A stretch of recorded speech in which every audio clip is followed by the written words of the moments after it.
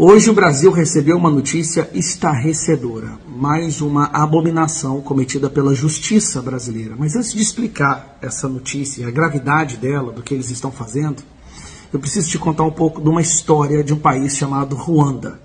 Então eu peço 5 minutos da sua atenção, eu garanto que você não vai se arrepender. Não era para estar gravando o vídeo hoje, estou viajando com a minha família, era o momento de descansar, mas não tem como descansar enquanto você vê seu país se transformando numa ditadura a olhos vistos, né? Destacando-se como uma ditadura para o mundo inteiro. País Ruanda, você já deve ter ouvido falar do genocídio da Ruanda, né? O grande genocídio que aconteceu em 1994. A Ruanda, uma nação que era dividida em 2 etnias, os Tutsis e os Hutus. Tutsis representavam em torno de 14% da população, e os Hutus, né, os outros 86%. E havia um conflito durante muitos anos dessas 2 etnias, até que os Hutus chegaram no governo.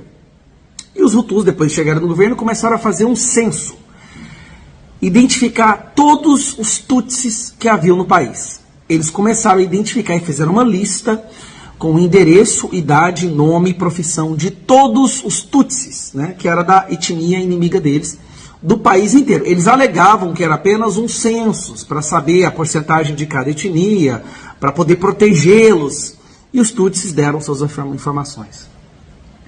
Pouco tempo depois, com os endereços em mãos, com as idades, as profissões, começou-se o maior genocídio da história moderna.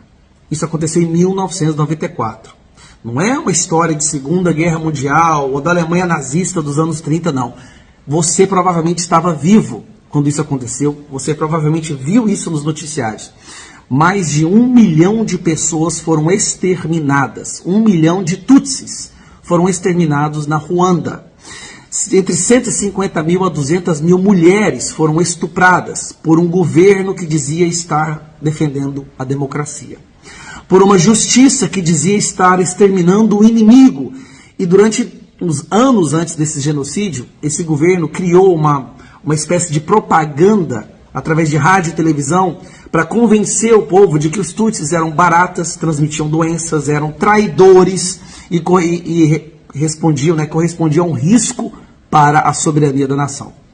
Então, quando esses Tutsis foram exterminados, os Hutus não acharam ruim. Na verdade, pessoas comuns, trabalhadores, saíram nas ruas com facão na mão para matar os Tutsis.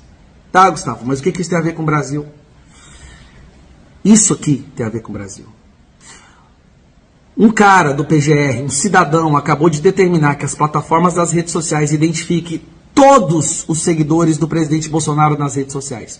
Nós estamos falando de mais de 40 milhões de pessoas, 50 milhões de pessoas, se você for somar todas as plataformas. Eles estão preparando uma lista de extermínio, aparentemente. Em que democracia, em que nação, não precisa nem ser democracia, não precisa nem ser democracia, em que nação minimamente sensata isso seria aceitável? Determinou que todos os seguidores do Bolsonaro sejam identificados, seus dados sigilosos sejam entregues numa espécie de relatório para o Alexandre de Moraes, para o STF e para a PGR. Por que motivo se deve identificar todos os seguidores de um político da nação? Qual é a intenção por trás disso? Será que nós estamos prestes a enfrentar uma nova Ruanda? Isso não tem o menor cabimento. Eu esperava coisas terríveis desse Estado brasileiro depois que a facção criminosa chegou ao poder.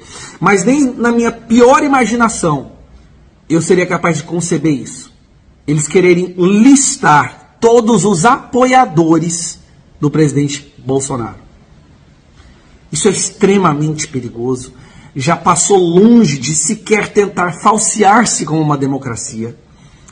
É caso assim de pensar em arrumar a mala e ir embora o mais rápido possível, porque o próximo passo é paredão. É um bom fuzil com uma boa bala e uma boa cova, como dizia aquele intelectual da esquerda. Eu estou extremamente preocupado. O Brasil deve ficar muito preocupado com o que está acontecendo agora. O ministro da Justiça dizendo que acabou essa história de liberdade de expressão, o presidente da República dizendo abertamente que nós vivemos uma democracia relativa, que a Venezuela é mais democrática que o Brasil, o ministro do STF dizendo que derrotou o bolsonarismo, o mesmo ministro dizendo que a Venezuela é uma ditadura da direita, que o Brasil é um semipresidencialismo, já alegou que o Bolsonaro é inimigo. O outro ministro do STF dizendo que vai prender muita gente, vai multar muita gente. Isso já virou...